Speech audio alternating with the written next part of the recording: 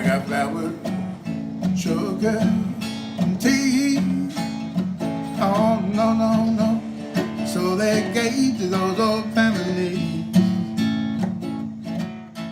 Hey, this is Archie Roach, back at my kitchen table, in my kitchen table yarns.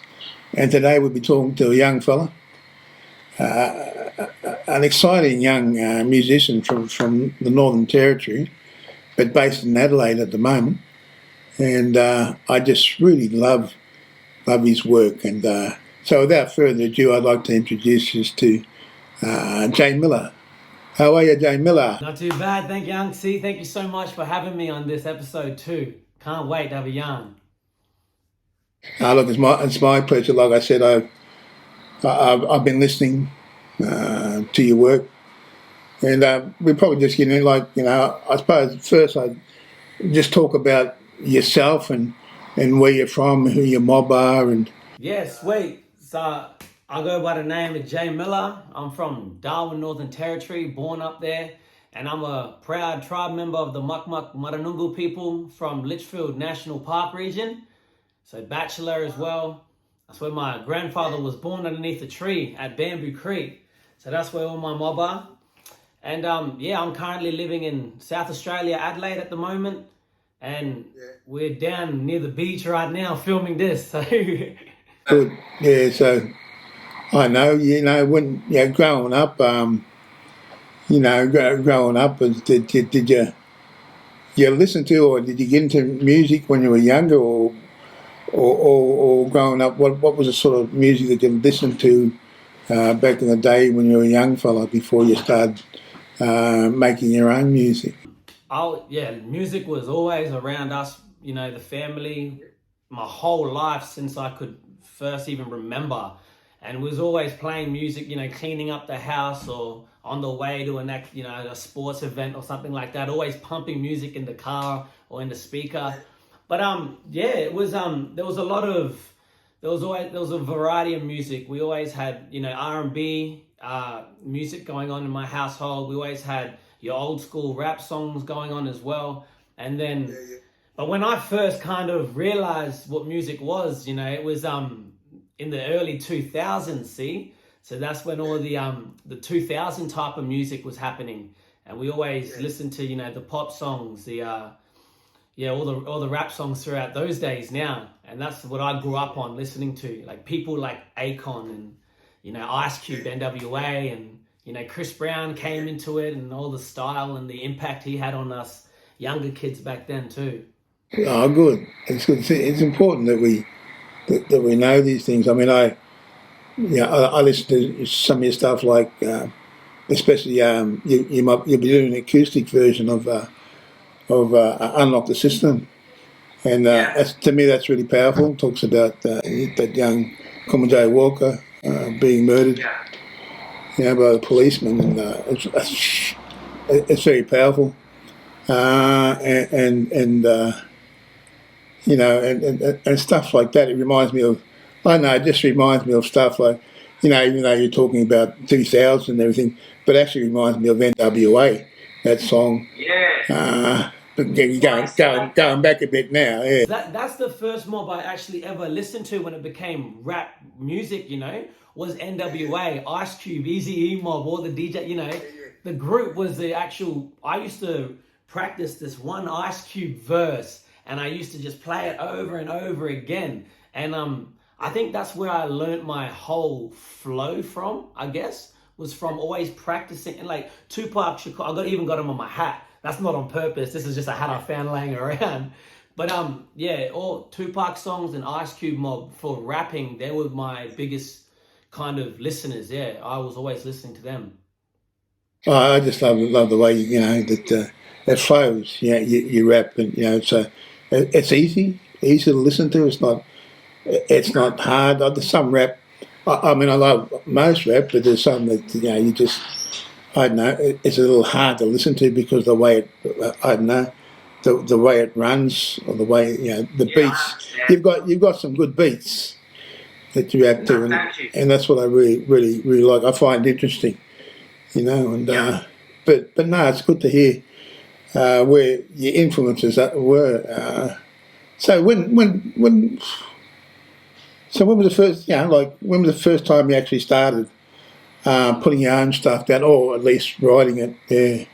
Like, I guess when I was like, back in Darwin there, we Gammon had like a group of boys, that always, I guess, loved the rap music, and we Gammon made a little group of us, and we called ourselves something. Anyways, this old school stuff.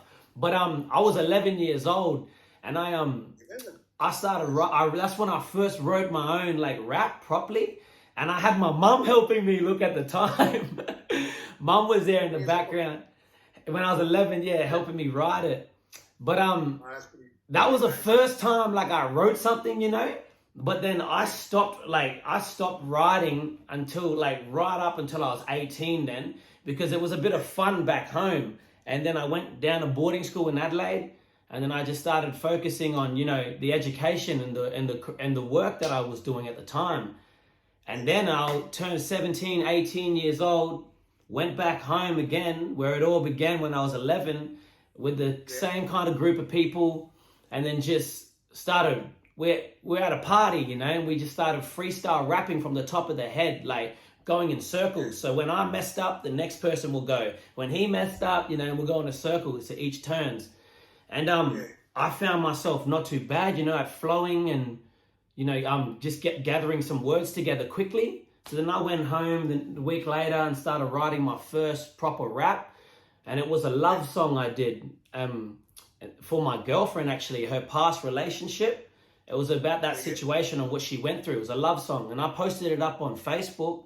And then that's when it went viral then on Facebook.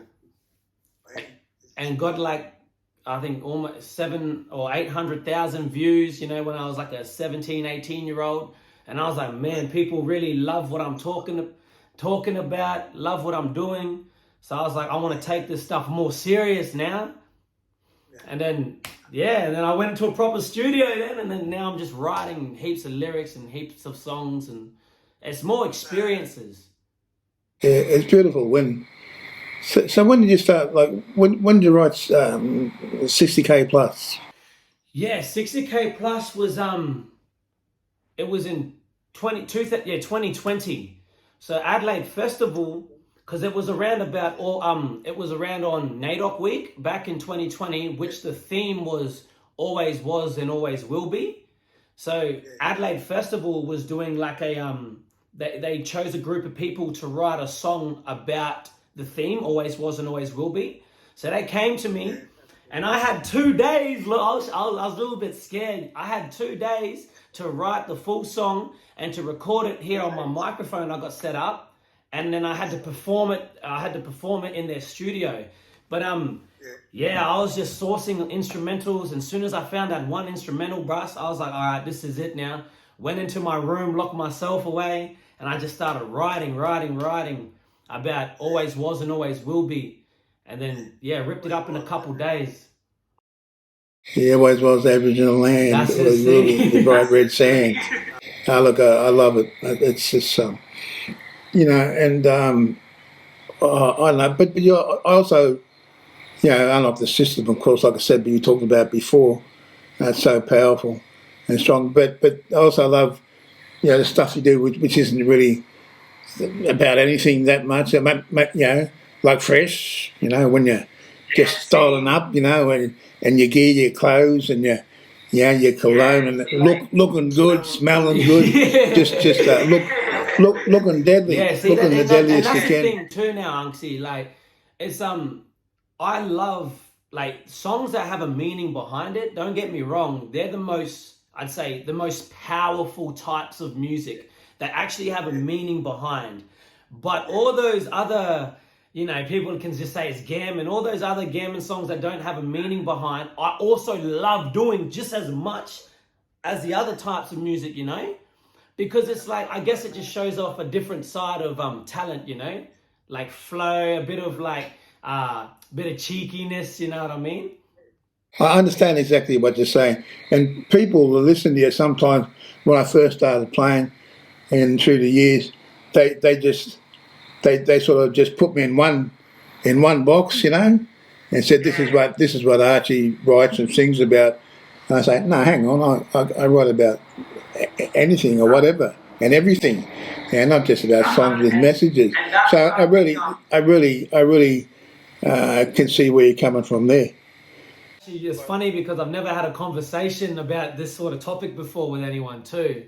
So yeah, I know you obviously understand as an artist yourself, and yeah, I like to just release anything, whatever I'm feeling at the time. I kind of write about, or just even when I hear like a cool instrumental, you know, I'm like, hey, this is a little bit like funky, you know. I like this beat, so I'm gonna write about something that doesn't mean anything, but it's gonna sound deadly, you know. That's it. That's what I like to do too. Yeah, fresh and what is it? Lies? No lies. No lie, yeah. No lie. Yeah, that was a long time ago too, you know, I wrote that. But that was just basically about me as a person, you know, back at the time as well. But the thing is, hey, like I've grown so much now, like as an artist, to where the point is like what I've got on my Spotify and YouTube, I'm almost a different artist now. But Mob don't know that because I haven't released anything yet, you know? So the stuff that you've released or done since since J-MILLA was you. You called yourself originally young Milla, eh? Oh, my little brother, yeah, that's my little brother. Oh, that's your little. That's my little brother, yeah. I thought it was you because I seen him too. I'm thinking, who's this? This not J-MILLA. He's killing it too. So that's your brother. Yeah, that's my blood brother. So yeah, he's getting in. He's getting in it too. Yeah, he's like your singer rapper sort of vibe. Okay. Okay. Oh, that's good. He's same like me, you know. Grew up around the same sort of music and stuff. So I think having you know the two brothers in the music game is a blessing, you know, because we understand each other too. Oh, good. Look, it's like I said, I just love what you're doing. I love you. I just love how you use words and put them together, and like I said, songs with a message, and even songs without. You know, I think it's cool that you write a song. I really like, and My People. I mean, My People is probably my favourite song at the moment. I just love what you're saying. You touch on it in 60K plus about your mother, you know, and then being non-Indigenous, non-First Nation, and but then in our people, my people, you talk about it more and about your two sides, you know, your white side and your black side, and talking about you still believe in reconciliation, but you know you struggle, but you're still fighting, through your voice, because you say, you know, my voice is a weapon. Well, that's 100% too, because, you know, at the time when I was writing that song, I think it was like 4 years ago now, it's like, you know, Mum, she's non-Indigenous, Dad's black as night, you know, and it's like, I'm both sides, you know, but in the today living world, I'm just seen as black fella, you know, I'm not, and I'm treated like a black fella too, so it's like, I still get discriminations thrown my way, you know? So that's why when I wrote that song, I was like, nah, hang on, you know? That's why I started it off. I was like, people forget that I'm half white, but for this song, I'm speaking out for my black side, you know?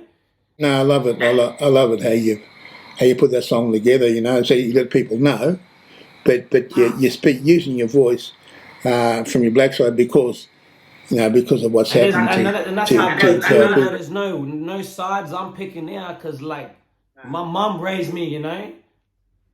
You were born reconciled. Yeah, look. You can say that, yeah. No, that's good. That's good. Listen, I don't know we got much time or what, but no, you're right. It's been a pleasure talking to you, eh? Yeah, no, same. A real pleasure that, you know, to actually, you know, I'll listen to your music, but to actually sit down and talk to you, you know, you're exactly you're exactly the person that I knew you'd be. No, thank you. By listening to your music, you know, saying, and talking to you, I'm saying, one and the same person. You know, it's real. Your music's real, and you're real. You're every much a part of your music, has that music as a part of you. So it's really good. I appreciate those kind words, but you got to also remember, you're the start of the generation too when it comes to these sort of songs and the messages as well. So to be sitting here on a Zoom chat with such an icon legend from Australia, as a black fella too, it's nothing but love, Unks, and I appreciate your time too. No, that's it. Well, I looked up to people like old Jimmy Little and even Lionel Rose when he stopped boxing and singing songs, and people like that for years. But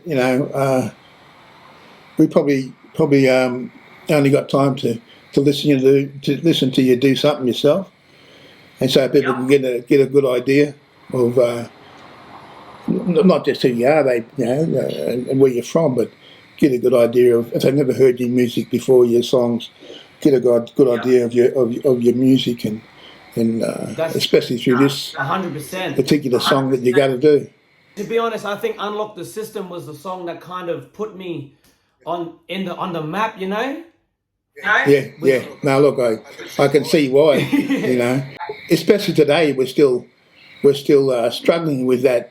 What happened right there as we speak, we're still, because we're, like I said, trying to find out what's happened to this policeman that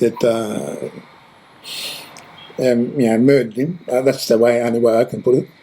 It killed him, and so yeah. Now look, that for me that's great.